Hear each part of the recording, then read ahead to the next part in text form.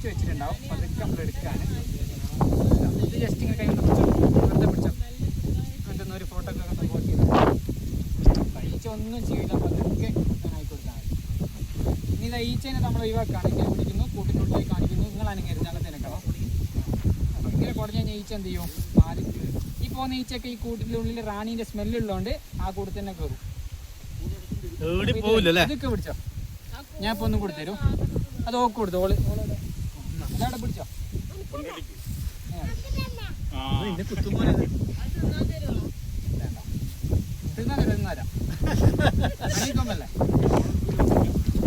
അപ്പൊ ഇതെങ്ങനെയാണ് സാധനം വരുന്നത്? അത് ഓട്ടോമാറ്റിക് അങ്ങനെ ആവും. എങ്ങനെ തേനോ? അല്ല, ഇതൊക്കെ അവരെന്നെ ഉണ്ടാക്കുന്നത്. നമ്മൾ ഈ ഫ്രെയിം മാത്രമേ വെച്ചെടുക്കുള്ളൂ. ബാക്കി എല്ലാ പ്രോസസ്സും അവര്. ഇത് അവരുടെ വയറ്റിന്റെ ഇടയിൽ ഒരു മെഴുകി ഗ്രന്ഥിയുണ്ട്, അത് വെച്ചിട്ടുണ്ടാക്കുന്നത് ഷഡ്ഭുജാകൃതിയിൽ. ഒരു സ്ഥലം പോലും ക്ലിയർ ആയിട്ടില്ലേ? ഭയങ്കര സെറ്റപ്പ്.